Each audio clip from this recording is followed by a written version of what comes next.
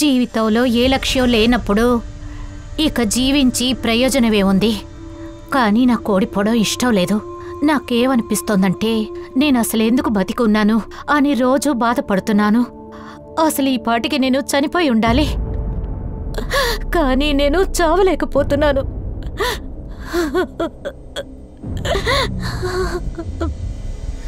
అప్పుడు నువ్వు ఆత్మహత్యకి పాల్పడ్డావా?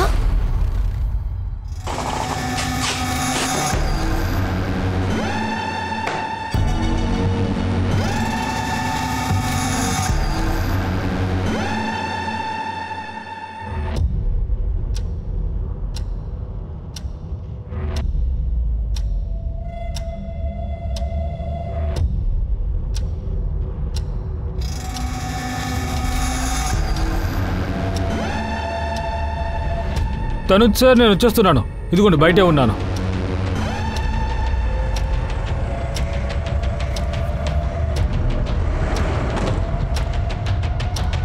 పదిహేను నిమిషాలు లేట్. అది నీకు తెలుసా? సార్ చెప్పండి, ఎన్ని లోడ్ చేయాలి? నేను గణేష్కి చెప్పానే, వాడు నీకు లిస్ట్ ఇవ్వలేదా? సార్, కానీ నేను టాలీ చేయాలి కదా. అయితే టాలీ చెయ్యి. 3 వేరే వేరే ఏరియాలో 22 ఏటీఎంలో 18 కోట్లు పెట్టాలి. ఏ ఏటీఎంలో ఎంత క్యాష్ వేయాలని ఇందులో మెన్షన్ చేశాను, చెక్ చేసుకో.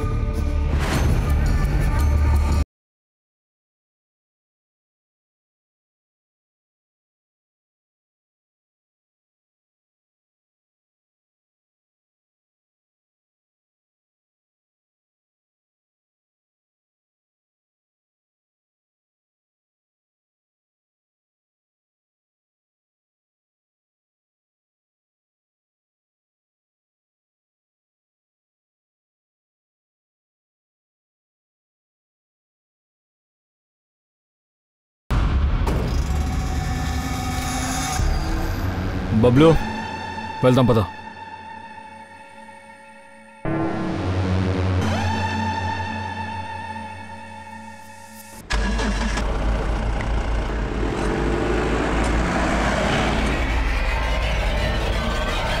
ఆనంద్ బాబు, ఆనంద్ బాబు, ఆనంద్ బాబు. బాబా ఆశీర్వాదంతో పంచాయతీ ఎలక్షన్స్ తో మీరే గెలుస్తారు ఈసారి కూడా. ఎప్పటిలాగా శుభకరమైన ప్రారంభం మీతో జరిగింది. ఆనంద్ బాబు, ఆనంద్ బాబు, ఆనంద్ బాబు, ఆనంద్ బాబు, ఆనంద్ బాబు,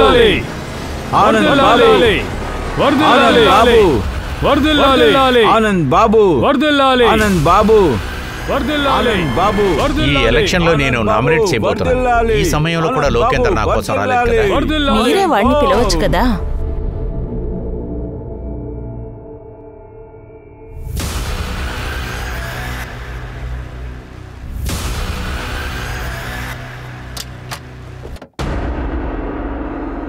ఆనంద్ బాబు, వర్ధిల్లాలి, బాబు, వర్ధిల్లాలి, వర్ధిల్లాలి, బాబు, వర్ధిల్లాలి. అందరికీ నమస్కారం. నేను Anoop Soni, Crime Patrol. Black headlines episode ఏంటో ఇవాళ మనం చూడబోతున్నాం. దానికి మీ అందరికీ స్వాగతం. మన అందరి జీవితాల్లో ఎన్నో సమస్యలు వస్తూ ఉంటాయి.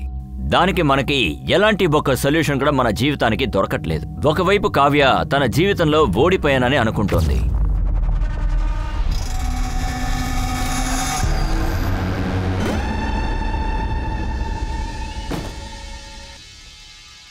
నేను వెళ్తున్నాను.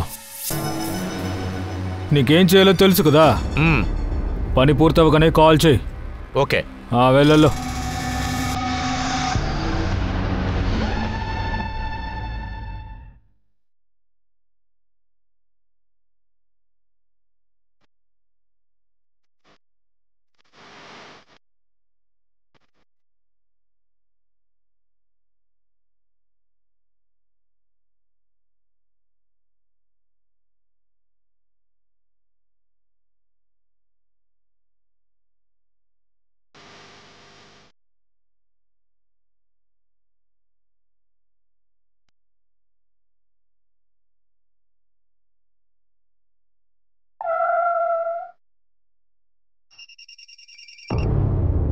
హలో సార్ బబ్లు ఇంకా సంజీవ్ గురించి ఏం తెలియలేదు. వాళ్ళ ఫోన్ స్విచ్ ఆఫ్ అని వస్తుంది. సరే, వాళ్ళు ఇప్పుడు ఎక్కడ తగలడ్డారు? నేను నీతో చెప్పాను కదా వ్యాన్ నుంచి కిందకి దిగొద్దని. సార్ నేను మీకు చెప్పాను కదా. ఇప్పుడు పోలీసులకి నువ్వేం చెప్పాలో ఆలోచించుకో. వ్యాన్ జీపీఎస్ సిస్టమ్ కూడా ఆఫ్ అయింది. 11 గంటలకి లాస్ట్ లొకేషన్ గంగన్పూర్ చూపిస్తుంది. ఆ తర్వాత వ్యాన్ ఎక్కడుందో తెలియట్లేదు.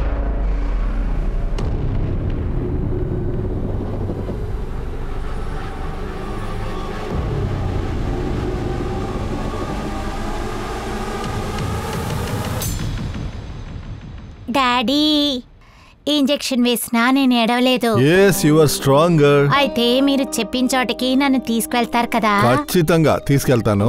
అంతకు ముందు నువ్వు ఫిట్ అవ్వాలి, ఆ తర్వాత నిన్ను తీసుకెళ్తాను. సరే, ఒక నిమిషం ఉండు. జై హింద్ సార్. ఆదిల్, మీరు లీవ్ లో ఉన్నారని నాకు తెలుసు. ఒకవేళ మీరు టైం ఇచ్చారంటే ఒక ఎమర్జెన్సీ కేసు ఉంది. సార్ ప్లీజ్ ఆర్డర్ ఇవ్వండి.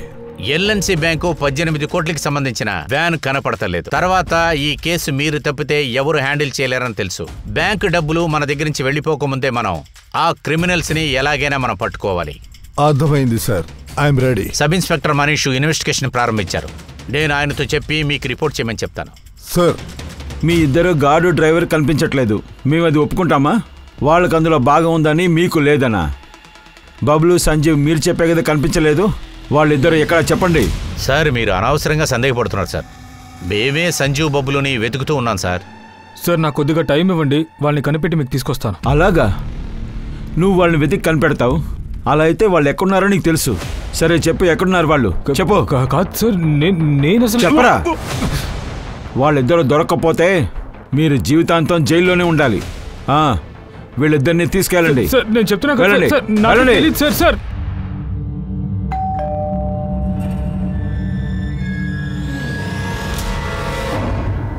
కావ్య, నువ్వెక్కడికి వెళ్ళావు? అన్నా, అది ఇంకెక్కడికి వెళ్ళుంటుంది? ఆ అబ్బాయిని చూడ్డానికే వెళ్ళి ఉంటుంది. దినం నుంచి నాన్నకి ఒంట్లో బాలేకుండా ఉంది. దాని గురించి దీనికి ఎటువంటి ఆలోచన లేదు. ఊరు తిరగడమే పని అయిపోయింది. నాన్నని నేను చూసుకుంటాను, మీరు దిగులు పడకండి. ముందు నిన్ను నువ్వు పట్టించుకో చాలు. నాన్న ఇదిగోండి మందులు. కోడలు పిల్ల తను. నానా, నువ్వు జోక్యం చేసుకోకు. తనకి దయచేసి సపోర్ట్ చేయకు. తన వల్ల మన పరువు పోయేలా ఉంది. అది కాదురా, తను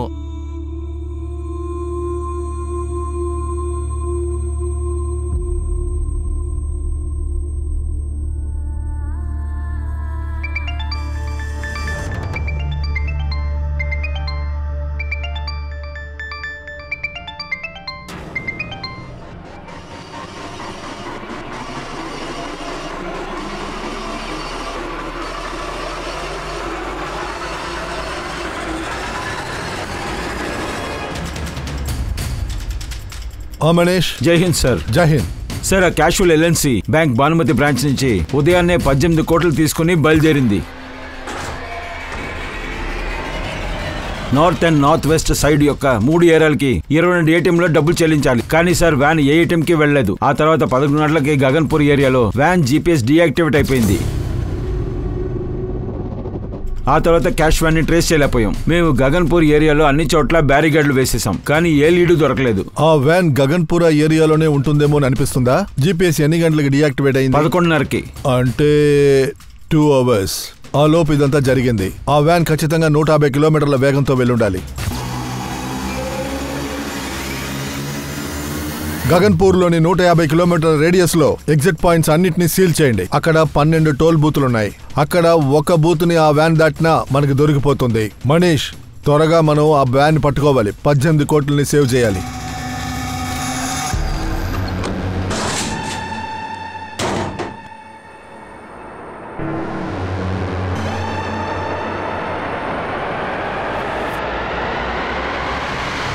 ఇంత పెద్ద దోపిడీని డ్రైవరు గార్డు చేస్తుంటారంటే నమ్మలేకపోతున్నా. Sir, cash management manager Gnaneshwar ఇంకా కస్టడీ నాగేష్ మీద డౌట్ గా ఉంది. ఇద్దరిని అరెస్ట్ చేశాం, కానీ వాళ్ళేం చెప్పట్లేదు.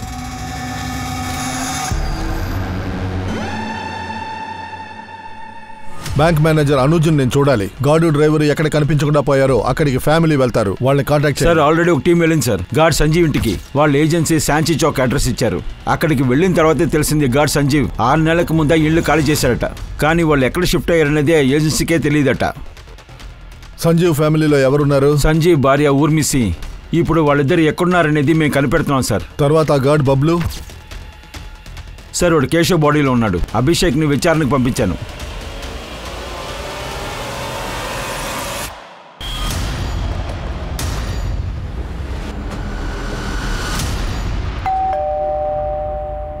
బబ్లు ఎక్కడున్నాడు?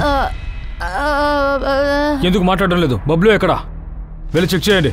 లోపలికి వెళ్ళండి. వెళ్ళండి. బబ్లు ఏడి? అరే నువ్వెందుకు మాట్లాడడం లేదు? సార్ సార్ సార్ సార్ మా అమ్మాయి సరిగ్గా మాట్లాడలేదు. మీరెవరు? మీరు బబ్లుకి ఏమవుతావు చెప్పండి. ఆ బబ్లు నా కొడుకే సార్. మీరు బబ్లుని సందేహపడుతున్నా నాకు బాగా తెలుసు. ఆ ఏజెన్సీ వాళ్ళు కూడా బెదిరించలేరు సార్. బబ్లు అటువంటి తప్పు చేయడు సార్. మరి తను ఏం చేయకపోతే ఎందుకు నేను దాకునుండాలి? సార్ మేమే చాలా బాధపడుతూ ఉన్నాం సార్. వాడికి ఫోన్ చేస్తే అసలు ఫోన్ వెళ్ళట్లేదు సార్. వాడిని ఇరికిచ్చాలనే చూస్తున్నారు సార్. ఎవరు ఇరికిచ్చాలని చూస్తున్నారు? నేను అన్ని రకాలుగా పడిపోయాను. మనసు మెదడు ఏదీ పనిచేయడం లేదు.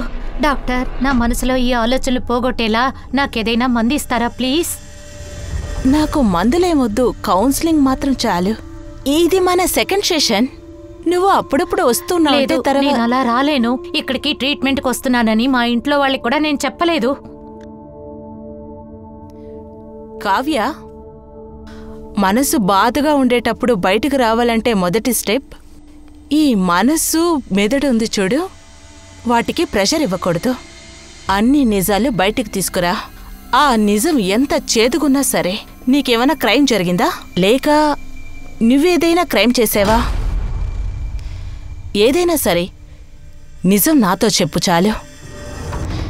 ఇది మనతోనే సీక్రెట్గా ఉంటుంది.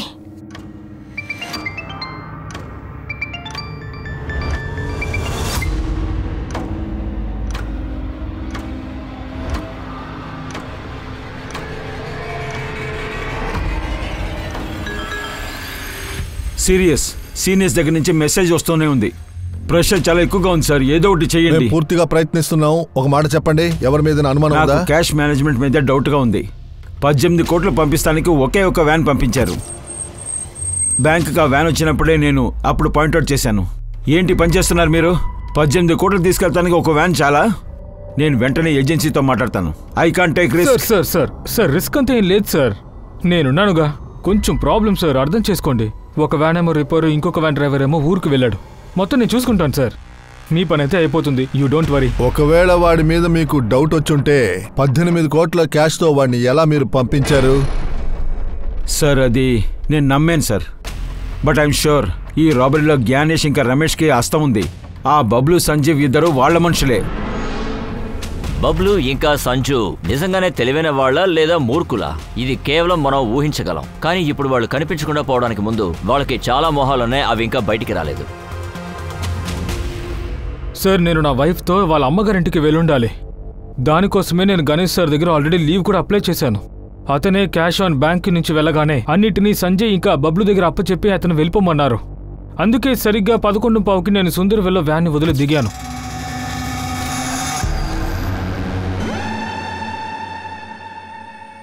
సరే మరి నేను వెళ్తాను. Okay sir. సార్ ఆ తర్వాత ఏం జరిగిందో నాకు అసలేమీ తెలియదు సార్. సార్ అది వ్యాపారం చాలా వీక్గా ఉంది సార్.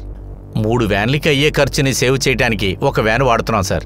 అందుకే ఒక వ్యాన్ పంపించాను సార్. మొత్తం అమౌంట్ని ఒకేసారి కొట్టేయడానికి ఒక వ్యాన్ పంపారు. రాజేష్ని వ్యాన్ నుంచి దింపేశారంటే బబ్లు సంజీవ్తో ఇంతకు ముందే మీరు ప్లాన్ వేసేశారు. లేదు లేదు లేదు సార్, అటువంటి ప్లాన్ అయితే చేయలేదు సార్. కానీ రాజేషే మళ్ళీ కావాలి లీవ్ అంటున్నాడు సార్. సార్ నాకిప్పుడు అర్థమవుతుంది. లీవ్ అనే పేరు మీద తనను తానే కాపాడుకుంటున్నాడు సార్. మీరే చాలా హుషారుగా ఉన్నారు. రాజేష్ మీద అనుమానం వచ్చుంటే ఎందుకు ముందే ఇన్ఫార్మ్ చేయలేదు?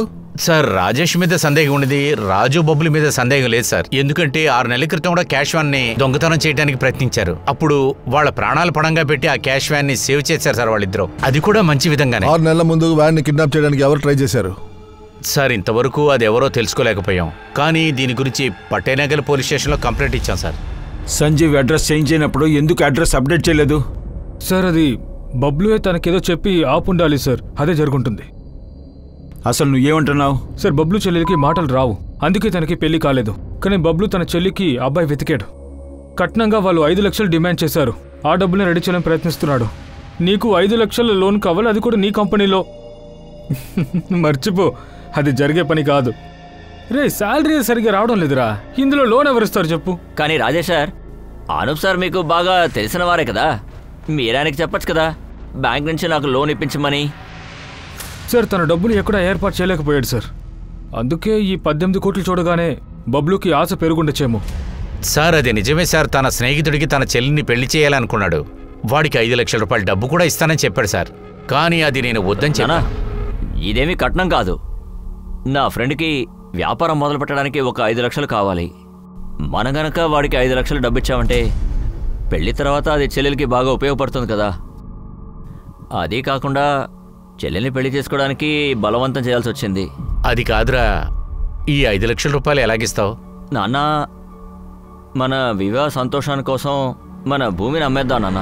తర్వాత మా పొలాన్ని బబ్లు 10 లక్షల రూపాయలకి అమ్మాడు. అందులోంచి 5 లక్షల రూపాయలు తనని పెళ్లి చేసుకోబోయేవాడికి అతను ఇచ్చేశాడు. మిగతా ఉన్న 5 లక్షల రూపాయలు ఎఫ్డీ చేశాడు సార్. తను 18 కోట్లు తీసుకుని పారిపోయాడు. మీకేమైనా తెలిస్తే గనక దయచేసి మాకు చెప్పండి, లేదా తన వల్ల మీరు లోపలికి వెళ్లాల్సి ఉంటుంది. ఏం ఆలోచిస్తున్నావు? అది నువ్వేం ఆలోచిస్తున్నావు నాకు తెలుసు. ఇదేగా నువ్వు నన్ను ఇష్టపడుతున్నావు, కానీ నేను నిన్ను ఇష్టపడుతున్నానా లేదా అని.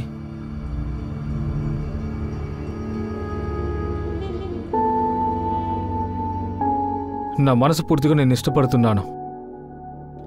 సుధీర్, నేను దివ్యాంగురాల్ని. మళ్ళీ నువ్వు అలా చెప్పకు ప్లీజ్. నీ కాల్ సరిగ్గా లేకపోతే అందుకేంటి ఇప్పుడు? కానీ నీ మనసు చాలా అందమైనది. నేను నిన్ను పెళ్లి చేసుకుంటాను. సుధీర్ నన్ను ఎప్పుడు ప్రేమిస్తాడని అనుకున్నాను. ఇద్దరం ప్రేమించుకున్నాము. కానీ ఏమైంది కావ్య? ఎందుకు సైలెంట్గా ఉన్నావు? ఎందుకు? ఒకవేళ అబ్బాయి నీతో తప్పుగా... లేదు లేదు డాక్టర్, అలాంటిదేమీ లేదు. అయితే ఇంకేంటి ప్రాబ్లం?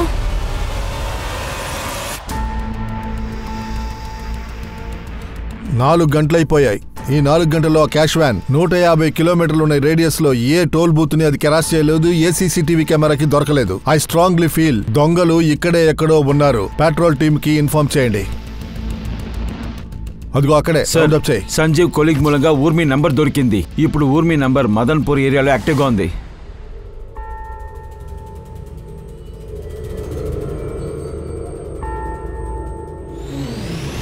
అయితే సంజీవ్తో ఊర్మి టచ్లోనే ఉండొచ్చు. ఆవిడ ఫోన్ని సర్వేలెన్స్ లో వేయండి. ఆవిడ ఫోన్ని ట్రేస్ చేయండి. ఆవిడ దగ్గరికి మనం వెళ్దాం. But don't call her, alert అయిపోతారు. తర్వాత ఒక విషయం సార్, ఊర్మి ఫోన్ ఎక్కడ యాక్టివ్గా ఉందో అక్కడ సంజీవ్ ఫోన్ యాక్టివ్గా ఉంటుంది సార్. అయితే ఇద్దరు అదే ఏరియాలో ఉన్నారు. కనిపెట్టండి ఎగ్జాక్ట్లీ ఏ ఏరియాలో ఉన్నారు.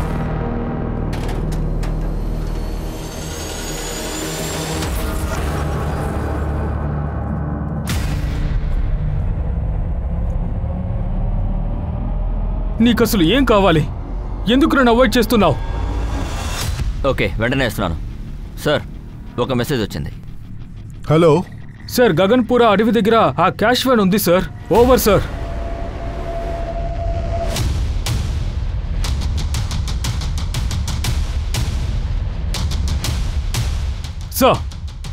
సార్ ఇలా చూడండి, 18 కోట్లు మొత్తం దొంగిలించారు. బాక్సులన్నీ ఖాళీగానే ఉన్నాయి. ఒక్క రూపాయిని కూడా వాళ్ళు వదిలిపెట్టలేదు సార్. ఇంకా ఇక్కడేమో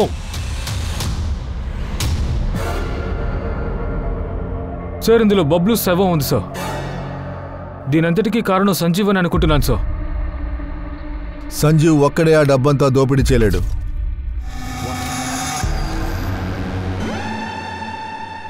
తర్వాత బబ్లు శవాన్ని పెట్టెలో వేసి క్యాష్ వ్యాన్ని ఇక్కడే డంప్ చేసి వెళ్ళిపోయారు. ఏ బండితో అయితే డబ్బు తీసుకుని పారిపోయారో ఆ బండి ఈ క్యాష్ వ్యాన్ ని ముందే ఫాలో అవుతూ వచ్చింది. ఏ దారిలో అయితే క్యాష్ వ్యాన్ వచ్చిందో అక్కడి నుంచి సీసీటీవీ అన్ని ఫాలో అవ్వండి. తర్వాత కనుక్కోండి పర్టికులర్ గా ఒకే బండి క్యాష్ వ్యాన్ ని ఫాలో అయిందేమో చూడండి. ఆ క్యాష్ వ్యాన్ నుంచి దొంగలించబడిన 18 కోట్ల రూపాయలు పోలీసుల దృష్టి నుంచి చాలా దూరం వెళ్ళిపోయినట్టు తెలిసింది. కానీ త్వరలోనే పోలీసులు ఇంకా క్యాష్ వ్యాన్ గార్డ్ సంజీవ్ భార్య ఊర్మిని కనిపెట్టేశారు.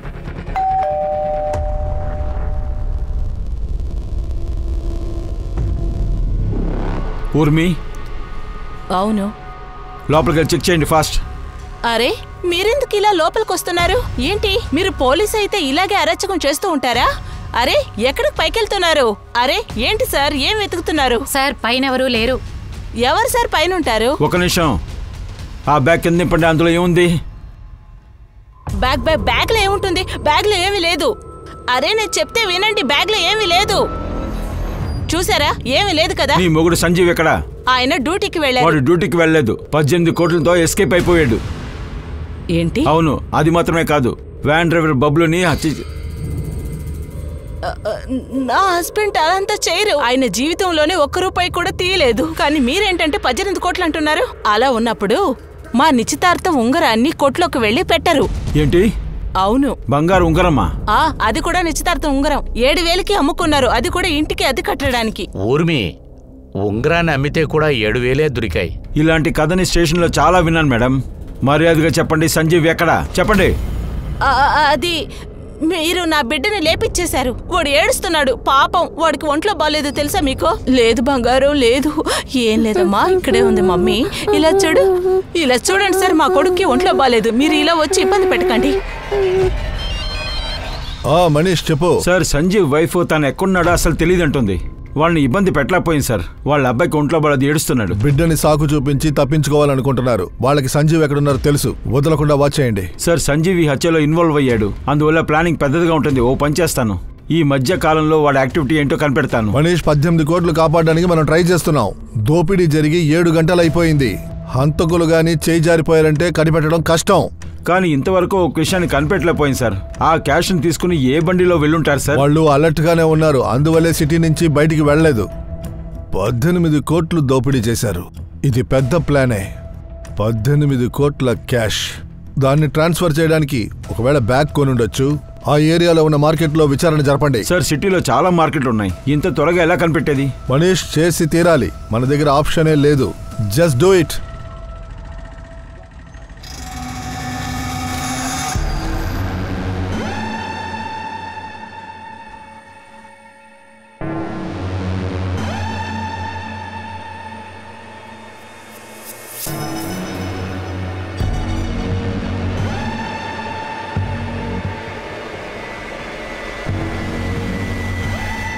నాకు నీ గురించి తెలుసురా. నా వికలాంగురాలు చెల్లెల్ని పెళ్లి చేసుకుంటానని మోసం చేసి తన ఆస్తి మొత్తాన్ని కొట్టేయాలని చూస్తున్నావా? నేను చెప్పేది కాస్త వినోరుమైరా. నీకు మర్యాదగా చెప్తున్నాను, నా చెల్లెలకి దూరంగా ఉండు, లేదంటే నేను చంపేస్తాను. పోరా, అందరూ లోపలికి రండి. నానా, సుధీర్ చాలా మంచోడు. నేను చెప్పేది చాలా ఆపో. నానా, తను చెప్పేది ఏది కూడా నమ్మకు నాన్న. వాణ్ణి గనక పెళ్లి చేసుకుందంటే సర్వనాశనం అయిపోతుంది. సుధీర్ని మా అన్నయ్య వదిన మోసగాడని అనుకున్నారు. కానీ మా నాన్న నన్ను నమ్మారు. ఆయనకి సుధీర్ నచ్చాడు. కానీ మీ నాన్న నీకు సపోర్ట్గా ఉన్నారు కదా, వేరే ప్రాబ్లం ఏంటి? నువ్వు సుధీర్ నుంచి విడిపోవడానికి కారణం మీ అన్నయ్య లేదా ఇంకేదైనా? 18 కోట్లు దొంగలించబడి 12 గంటలవుతుంది. చీకటి పడిన తర్వాత పోలీసులకి ఆ క్రిమినల్కి దగ్గరికి వెళ్ళడానికి ఎలాంటి దారి కనిపించలేదు. సార్, 8 గంటల లోపల మన మనుషుల దగ్గర విచారించమని మెసేజ్ పాస్అవుట్ చేశాం. కానీ కాసేపట్లో మార్కెట్ మూసేశారు. మార్కెట్లో ఎంక్వైరీ చేయలేకపోయింది సార్. సంజీవ్ వైఫ్ ఊర్మి దగ్గర నుంచి ఏ హింటూ దొరకలేదు. చాలా కోపం వస్తుంది. దొంగలు ఎట్టి పరిస్థితుల్లో తప్పించుకోకూడదు.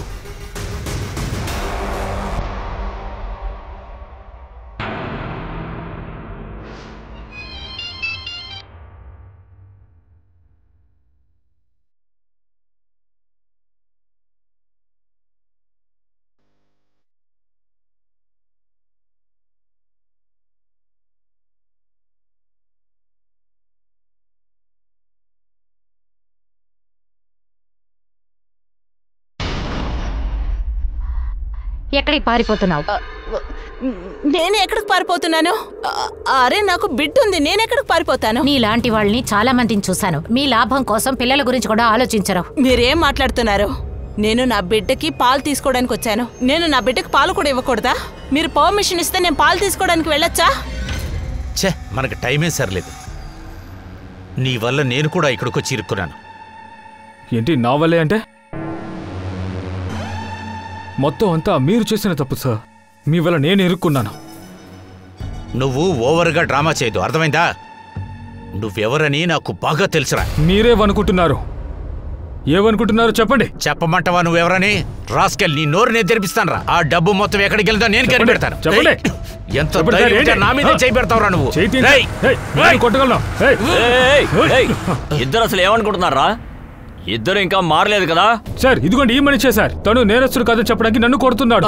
లేదు కానిస్టేబుల్ గారు, వీడు చేసే డ్రామా నమ్మద్దు మీరు. వీడిని ఒక్కసారి కాడి చేతులు ఎరగొట్టండి. వాడు తర్వాత డబ్బు ఎక్కడికి వెళ్తే చెప్తాడు. వీడిని చెదగొట్టండి. వీడు మొత్తం అన్ని నిజాలు చెప్తాడు. కాల్ చేసింది వీడే సార్. యారా నువ్వు నా మీద అబద్ధాలు చెప్తావా? నిన్ను వద్దు సార్, వద్దు.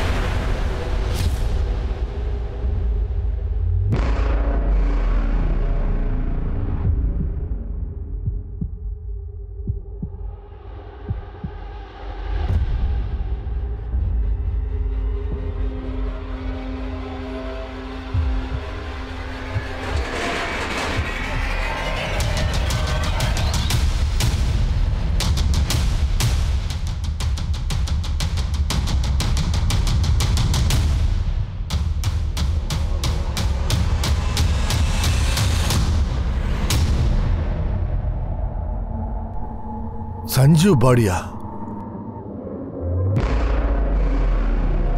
ఇంకో బాడీ ఎవరిది?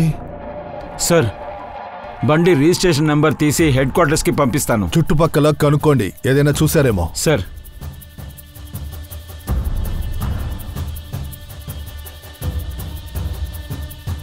సార్, ఇక్కడ చూడండి సార్. బండి ఫ్యూల్ ట్యాంక్ ఆల్మోస్ట్ ఖాళీగా ఉంది.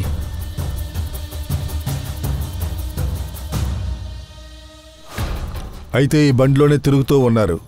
ఫ్యూయల్ ఖాళీ అయింది. అయినా బండిని పెట్రోల్ బంక్ తీసుకెళ్లి ఫ్యూయల్ ఫిల్ చేయలేదు.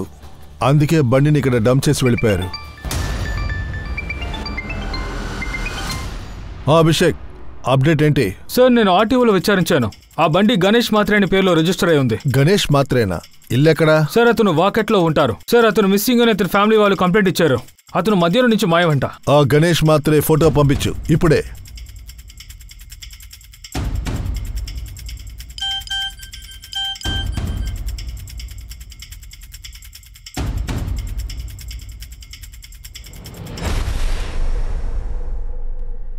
వీడు గణేష్ మాత్రే. సార్, ఒక విషయం క్లియర్గా ఉంది సార్. గణేష్ బండిని దొంగలిస్తానికి ఈ హత్య చేశారు సార్. కానీ సార్, సంజీవ్ని బబ్లుతో పెట్టి చంపుండాలి కదా. కానీ బబ్లు బాడీని క్యాషువాలిటీలో వదిలేసి సంజీవ్ బాడీని, గణేష్ బాడీని ఇక్కడికి తీసుకొచ్చారు. ఇదంతా వీళ్ళు ఎందుకు ఇలా చేయాల్సి వచ్చింది? బబ్లు బాడీ తర్వాత సంజు ఇంకా ఇంకొకరు బాడీ కూడా దొరికింది. 18 కోట్లు దొంగలించడమే కాకుండా 3 బాడీస్ దొరికాయి. ఇక దీని లెక్క ఇంకా పెరుగుతూనే ఉంది. దొంగలించబడిన 24 గంటల తర్వాత పోలీసులు ఒక లెక్కతోనే పనిచేస్తున్నారు. కానీ వాళ్ళ ఒక్క లెక్క వర్కౌట్ అయింది. నమస్తే సార్. సార్, నేను బ్యాగు అలాగే ఎక్స్పెన్సివ్ వస్తువుల గురించి ఇక్కడ ఎంక్వైరీ చేశాను సార్. కానీ ఈ షాప్ అతను ఒక విచిత్రమైన కస్టమర్ గురించి నాకు చెప్తున్నారు. సార్, ఇక్కడికి సాయంత్రం ఒక కుర్రాడు వచ్చాడు. వాడు 2 లగ్జరీ వాచెస్ కొన్నాడు సార్. వావ్, ఇవి 2 భలే ఉన్నాయే. నాకు ఈ 2 ఇచ్చేయండి. ఇంకా ఈ ఫీమేల్ వాచ్ని సూపర్గా గిఫ్ట్ డ్రాప్ చేయండి. వాడు చూడ్డానికి మామూలు కుర్రాడులా ఉన్నా వాడి చేతిలో అంత డబ్బు చూసి నేను చాలా ఆశ్చర్యపోయాను. ఒకవేళ అది దొంగ నోట్ అయి ఉంటుందేమో అని భయపడి వాడిని నేను కార్డ్ పేమెంట్ చేయమని చెప్పాను. వెంటనే వాడి కోపం వచ్చింది. నువ్వు ఎవరితో మాట్లాడుతున్నావో తెలుసా? సబ్ ఇన్స్పెక్టర్ ఆర్య గారి చిన్న తమ్ముడిని నేను. Inspector RS Agaria? అవును సార్, అతని తమ్ముడనే వాడు చెప్పాడు. కానీ సార్, ఇంతకుముందు ఆ కుర్రాడిని నేను చూడలేదు. నిన్న సీసీటీవీ ఫుటేజ్ చూపించండి. సార్, నెల రోజులుగా సీసీటీవీ పనిచేయలేదు. ఆ 2000 రూపాయల నోట్స్ మీ దగ్గర ఉన్నాయా? ఉంది. అది కాస్త ఇవ్వండి సార్. మేము ఈ నోట్స్ ని ఫోటో తీసుకుంటాం. Okay sir. Abhishek. So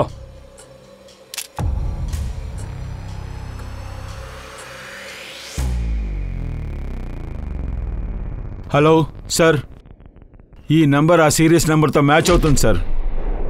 sir, bank manager Anuj గారు ఏమన్నారంటే ఈ నోట్ సిరీస్తో ఆ 18 కోట్ల నోట్ సిరీస్ మ్యాచ్ అవుతున్నాయి. అయితే వాడికి ఈ హత్యలో హ్యాండ్ ఉంది. తర్వాత దోపిడీ చేసిన డబ్బు తీసుకున్నాడు. షాప్ పక్కనే ఉన్న సీసీటీవీని మీరు చెక్ చేయండి. ఏదో ఒక కెమెరాలో ఖచ్చితంగా క్యాప్చర్ అయి ఉంటుంది. సో మేము వదలకుండా ఫాలో అవుతున్నాం సార్. ఎస్ సార్, ఖచ్చితంగా సార్. నేను అన్ని మీకు అప్డేట్ చేస్తాను sir. Okay sir. Sir, Arya Sagar పేరున్న సబ్ ఇన్స్పెక్టర్ గోవింద్ నగర్ స్టేషన్లో ఉన్నారు. ఆ తర్వాత విచారించిన తర్వాత కనిపించట్లేదన్నారు. వాట్? దోపిడీ చేసిన డబ్బుతో వాచ్ కొనడానికి వచ్చిన వాడు సబ్ ఇన్స్పెక్టర్ అగారియా తమ్ముడని చెప్పాడు. తర్వాత అగారియా కూడా 10 రోజుల నుంచి కనిపించట్లేదు. ఒకవేళ సబ్ ఇన్స్పెక్టర్ అగారియా కూడా ఇందులో ఉన్నాడా ఏంటి? పాసిబుల్ ఉంది సార్. తర్వాత సబ్ ఇన్స్పెక్టర్ అగారియాకి ఒక జూనియర్ ఉన్నాడు. అగారియా కనిపించకపోవడానికి వేరే కారణం చెప్తున్నాడు. అతన్ని రమ్మన్నాను, వస్తూ ఉంటాడు సార్. సార్ అగారియా సార్కి తమ్ముడెవరు లేరు. సొంతవాడు కాకపోతే చిన్నాన్న కొడుగా ఉండొచ్చు కదయా. వాడికి అతనికి ఏదైనా సంబంధం ఉండొచ్చు కదా. అహారియా తమ్ముడని ఒకడు ఎలా చెప్పగలడు? 19 రోజులుగా అహారియా ఎక్కడికి పోయాడు అసలు? సార్ ఆయన కనిపించకుండా పోలేదు. ఆయన ఎవరో కిడ్నాప్ చేశారని నాకు అనుమానంగా ఉంది. ఎవరి మీద డౌటు? భయపడకు, చెప్పు, నేనున్నాను. సార్ మన ఏరియా కార్పొరేటర్ అనంత్ కుమార్ గారి మీద. వాళ్ళ అబ్బాయి హత్య కేసునే ఎంక్వైరీ చేస్తూ ఉన్నారు అగారియా సార్.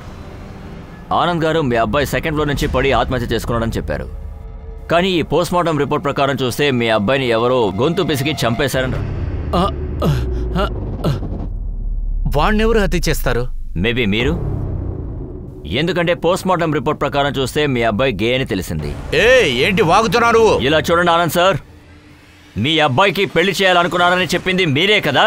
కానీ వాడికి ఆ పెళ్లి ఇష్టం లేదు. తర్వాత మీ అబ్బాయి గే అనే విషయం మీకు తెలిసిన వెంటనే మీరు అతని 2వ అంతస్తు తోసేసి చంపేశారు. నువ్వు ఎవరితో మాట్లాడుతున్నావో తెలుసా? 2 నిమిషాల్లో నీ 2 నిమిషాల యూనిఫామ్ తీసి పడేయాల్సి వస్తుంది. ఆ మరుసటి రోజు నుంచి ఆయన కనిపించలేదు సార్. సార్ నాకు ఇందులో అనుమానంగా ఉంది. ఈ అనంత్ కుమారే ఎక్కడో దాచిపెట్టుండాలి. సరే, నేను చూసుకుంటాను. Thank you sir. ఒకవేళ అగారియా చెప్పిన కానిస్టేబుల్ అతన్ని కాపాడడానికి ప్రయత్నిస్తున్నాడేమో. ఉండొచ్చు. ఒకవేళ రాబరీ లింక్ ఆనంద్ కుమార్తో కనెక్ట్ అయి ఉండొచ్చు. లేపేద్దామా ఆనంద్ కుమార్ని? సార్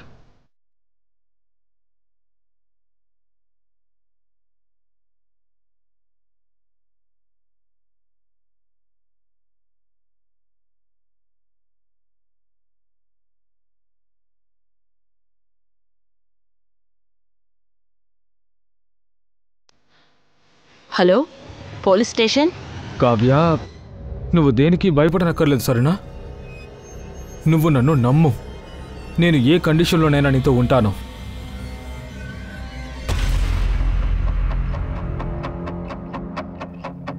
మీ బుర్ర ఏమైనా చెడిపోయిందా? నేనెందుకని అగారియాని కిడ్నాప్ చేయాలి? మీరు మీ అబ్బాయిని హత్య చేసినట్టు సబ్ ఇన్స్పెక్టర్ అగారికి డౌట్ వచ్చింది. ఒక్క డౌట్ కూడా లేదు కదా. నేను తనకి భయపడి ₹1,00,000 ఇస్తున్నాను ఆయన అనుకున్నాడు. అందుకనే నేను నా కొడుకుని చంపానని చెప్పి అందరితో ఆయన చెప్తూ ఉన్నాడు.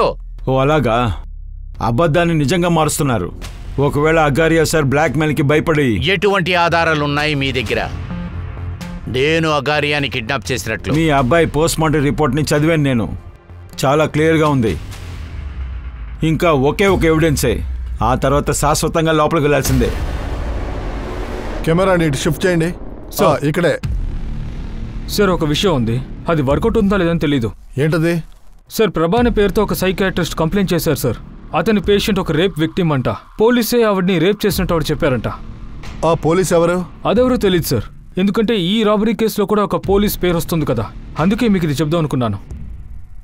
ఈ విక్టిమ్ అమ్మాయి ఎక్కడుంది? పేరేంటి? మీరు ఎవరికి చెప్పనని కదా మాటిచ్చారు.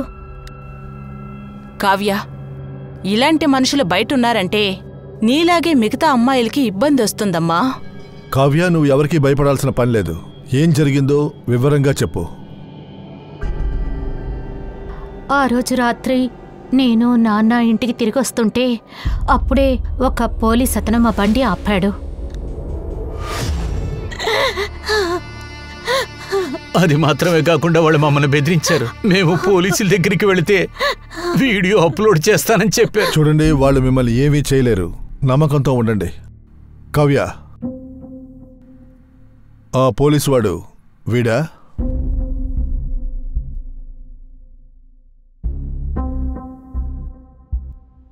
లేదు సార్, ఇతను కాదు.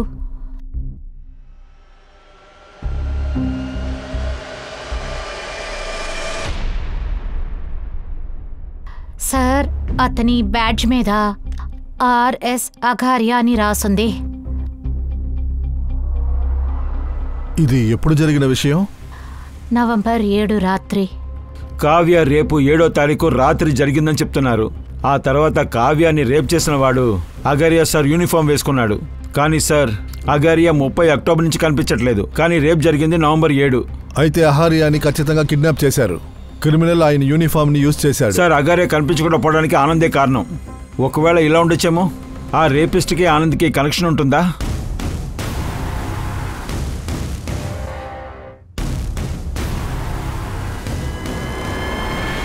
దీనికి 18 కోట్లకి కనెక్షన్ ఏంటి?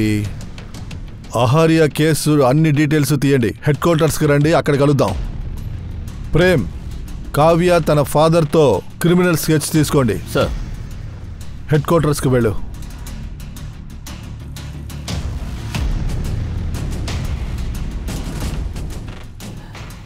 కావ్య ఒక రేప్ విక్టిమ్. తన్ని రేప్ చేసిన వాడు నిజంగానే పోలీసోడా, లేదా ఒక క్రిమినల్ ప్లాన్ చేసి పోలీస్ వాడి యూనిఫామ్ యూజ్ చేసి ఇలాంటి ఒక కార్యక్రమంలో వాళ్ళు పాల్పడ్డారా అనే విషయం ఇప్పుడు మనం చూద్దాం. సార్ కావ్య ఇంకా వాళ్ళ నాన్న ఈ 4 స్కెచ్ వేశారు సార్. కానీ ఇందులో ఏ స్కెచ్ సబ్ ఇన్స్పెక్టర్ అగారియాతో మ్యాచ్ అవట్లేదు సార్. ఎవడైతే అహారియా తమ్ముడిని చెప్పాడో వాడు వాచ్ కొన్నాడు, షాప్ ఓనర్ని బెదిరించాడు. వాడు వీళ్లలో ఒకడై ఉంటాడు. ఈ 4లో మీ దగ్గర వాచ్ కొన్నది ఎవరు?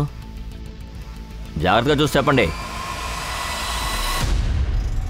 ఇవి 2 సూపర్గా ఉన్నాయి. ఈ 2 చేయండి. ఈ కురాడే సార్, ఈ కురాడే ఆ వాచ్ కొన్నాడు. ఈ వాచ్ బాగుంది, నా టైం కూడా బాగుంది. కానీ 18 కోట్లు విలువ చేసే పరుపు మీద పడుకొని నిద్రే పట్టడం లేదు.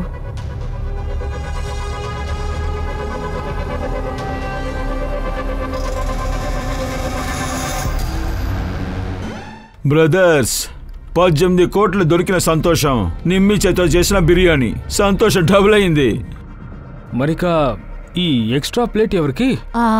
నా కోసమే. పరిగెత్తండి, పోలీసులు తీసుకెళ్ళండి.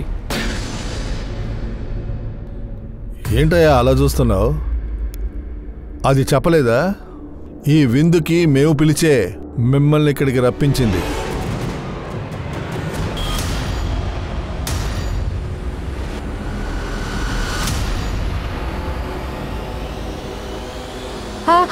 వద్దు, నన్ను కొట్టదు, నిజం చెప్పేస్తాను.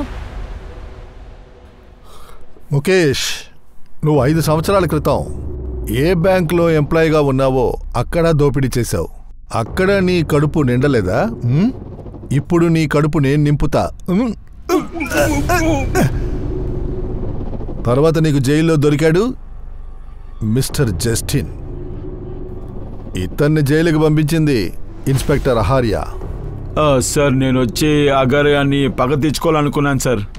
మేము జైలు నుంచి బయటకు వచ్చిన వెంటనే మా పరిచయం ఆవాద్ ఇంకా సుబోధ్తో పరిచయం అయింది. సుబోధ్, నువ్వు ఆనంద్ కుమార్ కూలీవాడివి కదా? సార్ నేను అగారే జూనియర్ దగ్గర అన్ని స్కెచెస్ని చూపించాను. అందులో అతను ఒక వ్యక్తిని ఐడెంటిఫై చేశారు సార్. అది ఇతనే. ఇతని పేరు సుబోధ్. అనంత్ పార్టీని చూసుకునేది ఇతనేనంట. సుబోధ్ కాల్ రికార్డ్స్ నుంచి నిమ్మి ఫోన్ నంబర్ దొరికింది సార్. నిమ్మి, నిర్మల్, సుబోధ్ తర్వాత మిగతా క్రిమినల్స్ లీడ్ దొరికితే తనే ఊర్మి. నీ గ్యాంగ్లో అనంత్ కుమార్ రోల్ ఏంటి? అతనికి ఏ రోలు లేదు సార్. అతనుకున్న గే కొడుకు నా లవర్ సార్. నేను తన ఇచ్చిన డబ్బుతో బాగా ఎంజాయ్ చేశాను సార్. వాడు నా మీద పిచ్చోళ్ళ తిరిగాడు సార్. ఆ రోజు ఎవరికి తెలియకుండా నేను వాడిని చూడడానికి వెళ్ళినప్పుడు అప్పుడు వాడు నాకు ఏమన్నాడంటే ఐ లవ్ యూ అన్నాడు. మంచిది నువ్వు వచ్చావు. నేను నిన్ను పెళ్లి చేసుకోబోతున్నాను. నేను నాన్నతో కూడా చెప్తాను. ఒకవేళ నాన్న ఒప్పుకోకపోతే మనం పారిపోయి పెళ్లి చేసుకుందాం సరేనా? సార్ నాకు ఆ న్యూస్ వెనుకనే చాలా షాక్ అయిపోయాను. ఇంకా సార్ నేను తనని మెడపేసికి చంపేశాను. ఇంకా తనని కిటికీ నుంచి బయటికి విసిరేశాను. ఈ విషయం అగర్య సార్కి తెలిసిపోయింది. లుకేందర్ని ఎవరో హత్య చేశారని. తర్వాత సార్ అతని దగ్గర మేము చిక్కకూడదు అని మేము అందరం కలిసి అతన్ని కూడా చంపేశాము సార్. తర్వాత అగర్య గారి బాడీని అడవిలోనే పాతి పెట్టేశాం. మేము ఆయన యూనిఫామ్ని మాత్రం తీసుకున్నాం సార్. మేము ఆయన యూనిఫామ్ని తీసుకుని ఒక ప్లాన్ వేశాం, చాలా పనులు చేద్దామని. అవాళ సాయంత్రం ఆ అమ్మాయిని చూడగానే మాకు అదోలా అయింది. ఇంకా చిన్న చిన్న దొంగతనాలు చేయొద్దని పెద్ద దొంగతనం చేద్దాం అనుకుని పోలీస్ యూనిఫామ్ని ఉపయోగించుకున్నాం. తర్వాత బబ్లుకు కూడా ఆశ చూపించాం. బబ్లునా? లేదు లేదు, నేను ఈ పని చేయలేను. అరే బబ్లు, ఇలా చూడు, ఎందుకు నువ్వు భయపడుతున్నావు? మనతో పాటు పోలీసు ఉన్నారు కదా. ఇంకా ఆఖరికి బబ్లు నేను చెప్పేది కూడా నమ్మేశాడు సార్. వాడు నాతో ఏమన్నాడంటే తనకి అవకాశం దొరకగానే మాకు అన్ని విషయాలు అప్డేట్ చేస్తానని చెప్పాడు. రే బబ్లు, బండి ఎందుకురా ఇటు తీసుకెళ్తున్నావు? సార్ ఆ ఏటీఎంస్ అన్నీ ఉన్నాయి కదా, ఇక్కడి నుంచి చాలా దగ్గరే సార్. పోలీసా? ఈ బండిలో అడవి వైపు ఎక్కడికి వెళ్తున్నావు? అరే ఆగడే ఆగడే, అరే డబ్బులు, అరే అరే. బ్యాంక్ వ్యాన్ దొరికిపోతుందేమోనని భయపడి మేము ఇంకొక బండిని ముందే దొంగతనం చేసి పెట్టుకున్నాం సార్. బబ్లు శవాన్ని మేము ఆ బండిలోనే వదిలేసాం.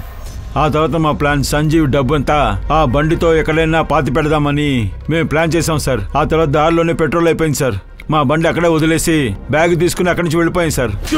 పోలీసులు ఆ గ్యాంగ్ ని పట్టుకున్న తర్వాత వాళ్ళు చాలా రోజులుగా ఇలాంటి ఒక విషయాన్ని చేస్తున్నారన్న విషయం తెలిసింది, హత్య, దోపిడీ ఇవన్నీ.